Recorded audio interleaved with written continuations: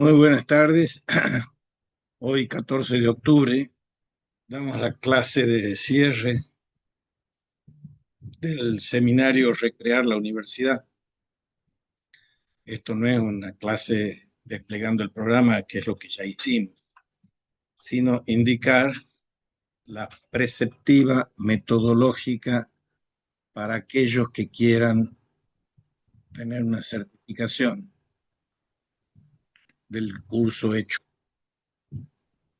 Una primera cuestión administrativa es que tienen que regularizar, los que no lo hayan hecho, su condición de alumnos de posgrado, para los de posgrado en especial, remitiendo a la universidad la acreditación de su título de grado y bueno, y hacer el pago y mandar el ticket, etcétera, subirlo al ticket ahí a la universidad.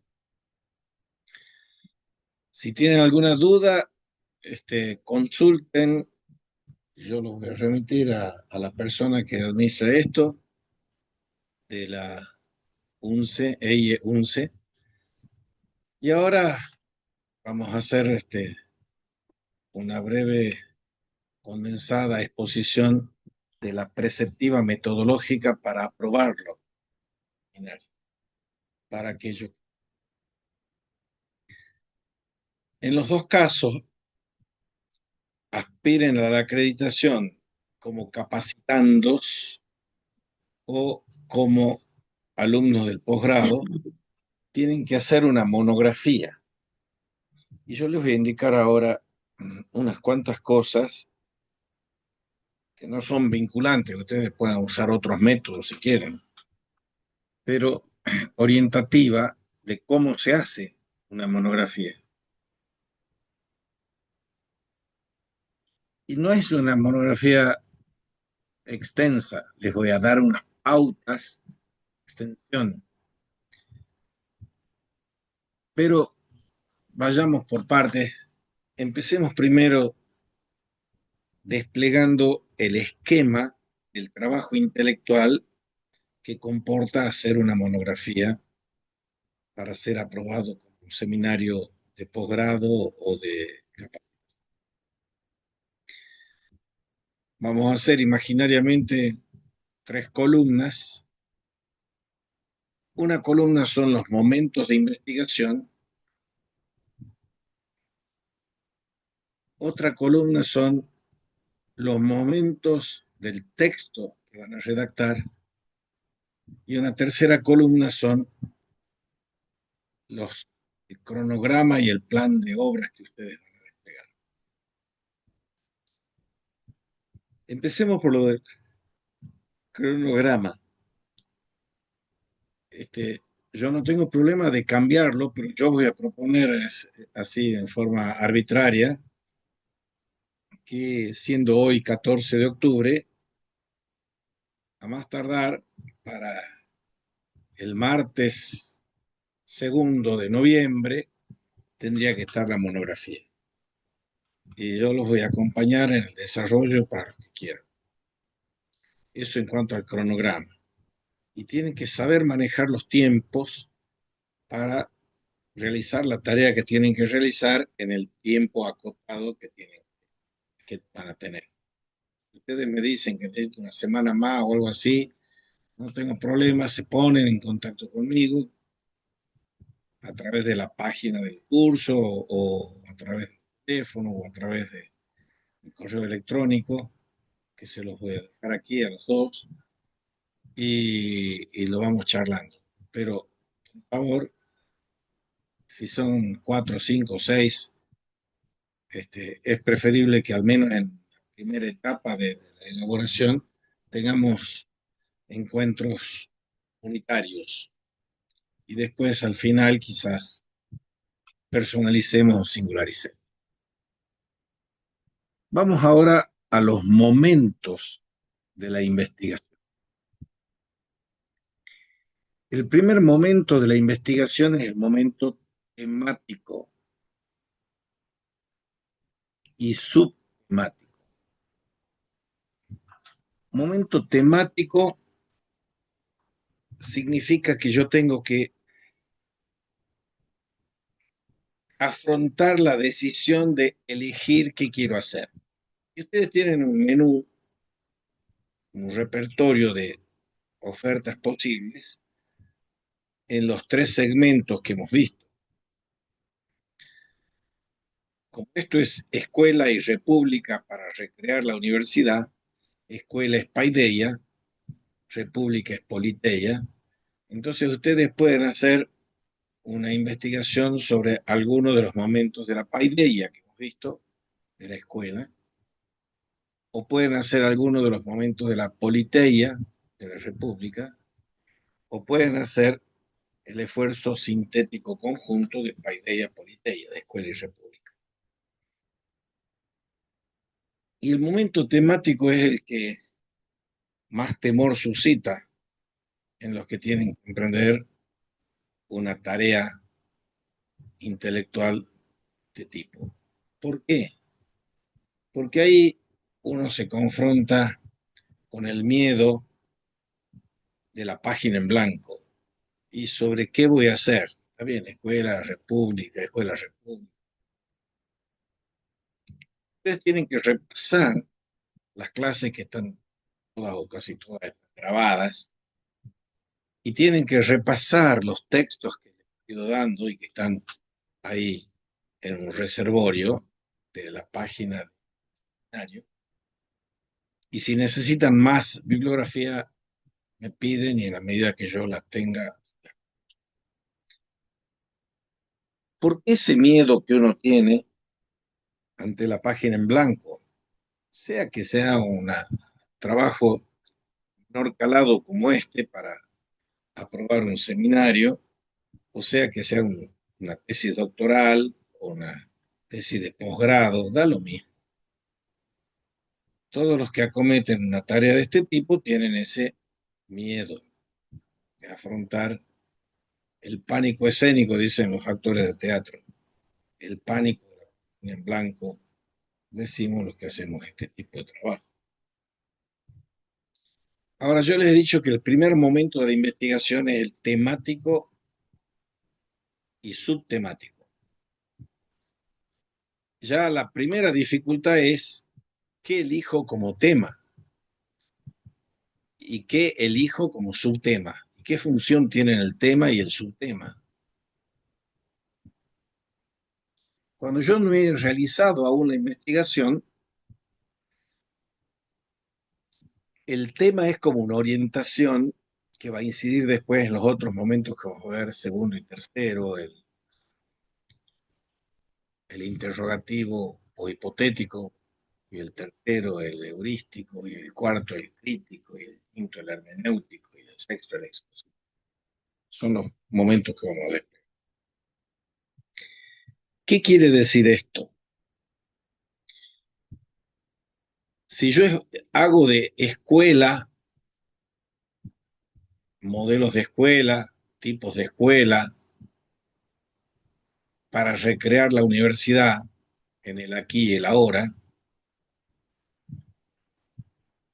eso, dicho así muy genéricamente, es muy amplio y tiene que ser amplio porque yo no me tengo que agarrar los dedos con la puerta de hacer un tema muy específico. La función de la especificidad la da el subtítulo.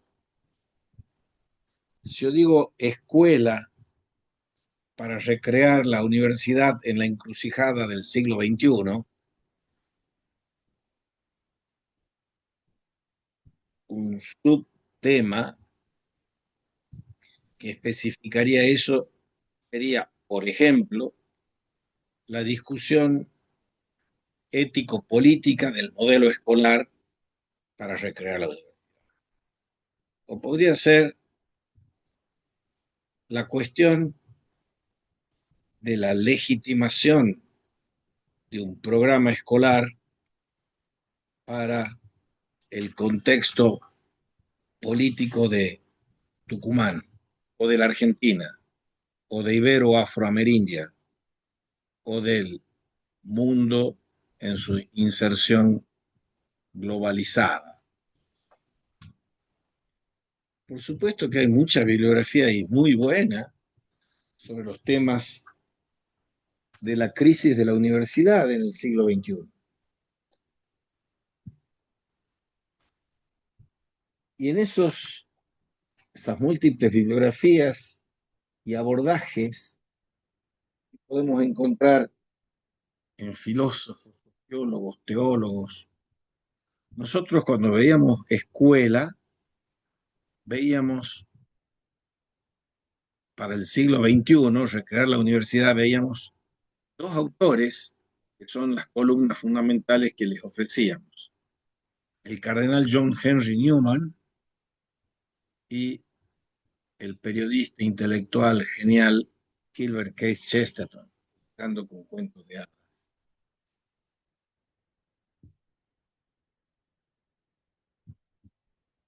Y si ellos escribieron, uno en el siglo XIX, mediados del siglo XIX, idea de la universidad, que expusimos aquí, y otro escribía a comienzos del siglo XX, educando con cuentos de hadas y lo que está mal en la educación en nuestro mundo, Chesterton, son dos temas grandes que pueden entrar en el título, pero que yo después tengo que desmenuzarlos en el subtítulo. Primer momento de la investigación, el momento temático y subtemático, de lo general y de lo particular. Segundo momento es el momento interrogativo o hipotético. Antes de empezar un trabajo, uno tiene que hacer un sondeo que está y debe estar orientado por una pregunta o adversativa o por una hipótesis. Entonces, yo voy desplegando ese aspecto por una pregunta matricial o una hipótesis matricial, de la cual voy a pasar a un tercer momento de la investigación, que es el momento heurístico. Y el momento heurístico es cuando yo estoy dispuesto a recopilar aquellos elementos que me permitirían contestar la pregunta o validar la hipótesis. Y ese tercer momento heurístico está seguido por un momento crítico. Crítico viene del griego krinein, que es discernir. Si yo tengo como metáfora, quiero armar un rompecabezas, o tengo como metáfora que quiero construir una casa, procesos de edificación de una totalidad de sentido que son análogos.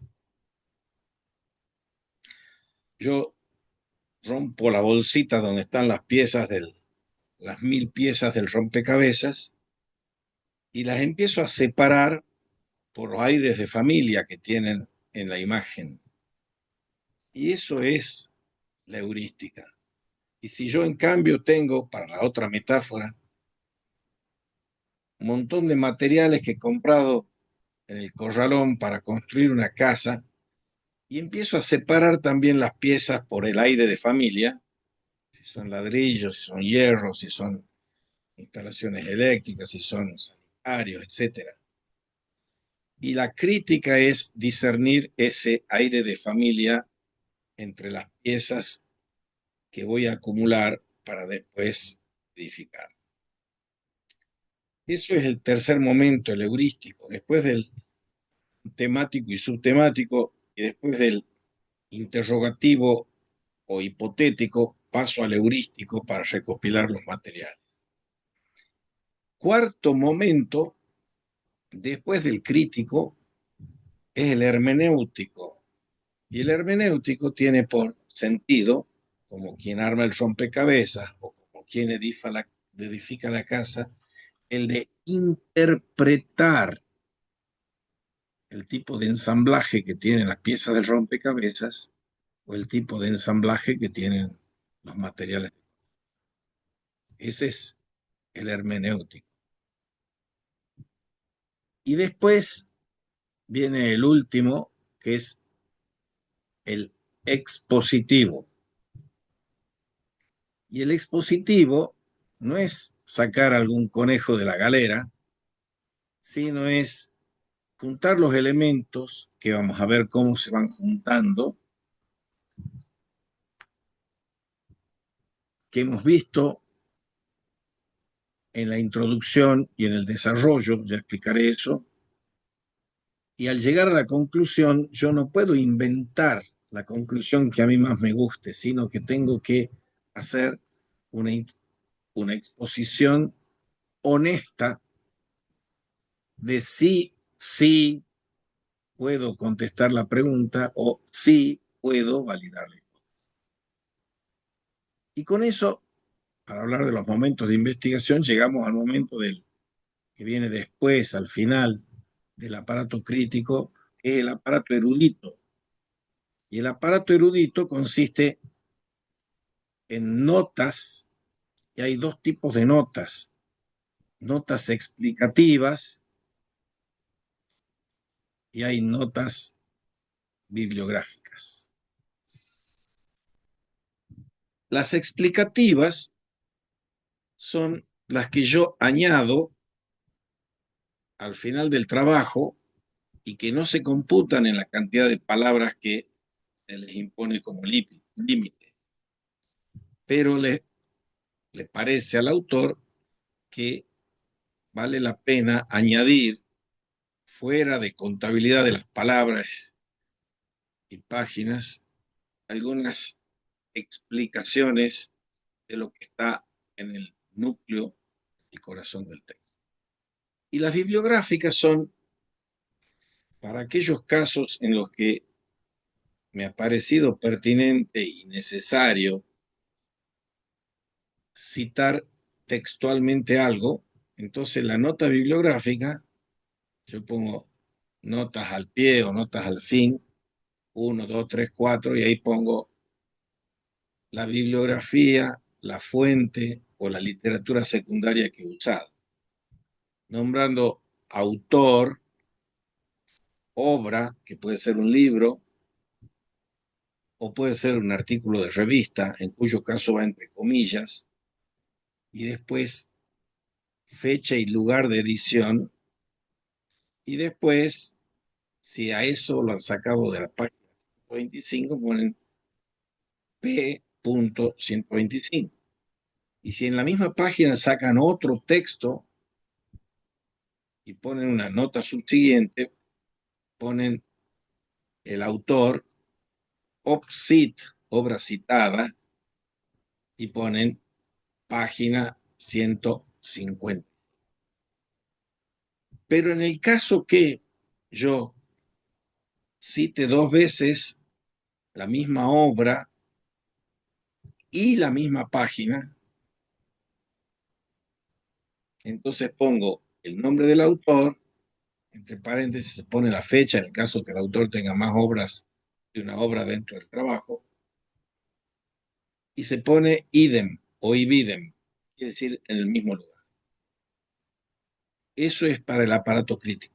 Si ustedes además tienen fuentes secundarias que son sacadas de páginas web o algo así, también lo tienen que consignar. Bien, terminamos esa cuestión de los momentos de investigación. Ahora pasemos a los momentos del índice de la monografía. En la monografía, lo primero que aparece es la página de presentación. Y en esa página de presentación, lo que yo consigno es el nombre del autor, la fecha de la presentación, arriba a la izquierda, arriba del nombre del autor, el nombre de la institución, en este caso, UNCE, EIE. En el medio ponen el título y el subtítulo de la investigación. Y abajo, eso son cosas, abajo pueden poner la fecha o no, pero esa es la hoja de presentación. En la segunda hoja, ustedes pueden poner el índice. Y digo, pueden poner porque lo pueden poner también al final. Pero lo primerísimo que va después del índice en la segunda hoja o después de la hoja de presentación es una especie de rosa de los vientos que orienta, un resumen. El resumen también puede ir al principio o al final. Pero el resumen va a decir tres cosas y las va a decir en tiempo pasado, porque el resumen, que es lo que puede aparecer primero, no se puede escribir sino al final. Y las tres cosas que dice son de qué ha tratado la monografía, cómo la ha tratado y a qué conclusiones ha llegado. O sea, las tres cosas que la tienen que decir en un párrafo de 200 palabras, 250, en oraciones simples, es tema, el método y la conclusión. Después que se hace ese resumen, mejor dicho, cuando voy a empezar la monografía, lo primero que aparece es la introducción. Y la introducción va a decir lo mismo que va a decir después, aunque figure antes el resumen, qué tema voy a tratar en futuro, cómo lo voy a tratar, el método en futuro, y a qué conclusiones, respuestas o validaciones espero llegar en futuro. Después que se pone la introducción o el preludio, si quieren, como lo hemos dicho en las clases, vamos al juego principal. Y ese juego principal es el desarrollo. Y el desarrollo desarrolla dos líneas de argumentaciones. Argumentaciones a favor de la hipótesis o argumentación en contra de la hipótesis. Que en ese método dialéctico se trata de la posición y la oposición. Cuando la formulan ustedes, no abren juicio a favor de una o de otra. Lo tienen que hacer con ecuanimidad.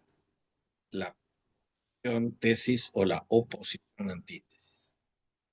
Y en la conclusión recién vendrá la síntesis. Esa sí es y debe ser personal. Llegan a la respuesta de la pregunta que la pueden hacer o que pueden no hacerla. O se coloca la validación o invalidación de la hipótesis. Y ahí termina el trabajo. Y después viene el aparato crítico. Eso en cuanto al esquema de presentación del trabajo. Vamos ahora a algunos detalles. Ustedes van a hacer, ahora en épocas de Internet, valen estas recomendaciones tipográficas y de otro tipo. Van a hacer un trabajo que esté con tipo de letra Arial 12,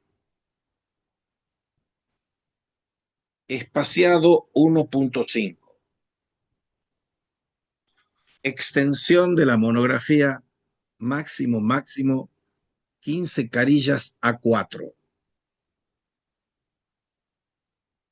Eso les da un límite y ustedes tienen el otro límite que es el temporal, de que lo tienen que presentar el segundo martes de noviembre para desplegar lo que tengan que desplegar. Bueno, no tengo mucho más que decirles de esto, pero como les he dicho, esto se va a distribuir por mail a ustedes desde la EIE 11 y también esta grabación se las voy a mandar y cualquier duda o pregunta que tengan, me llaman por teléfono, me mandan un mail o se comunican a través de la página del curso y concertamos o acordamos una reunión. Eso es todo por hoy y quedo abierto a recibir preguntas. Paro la grabación.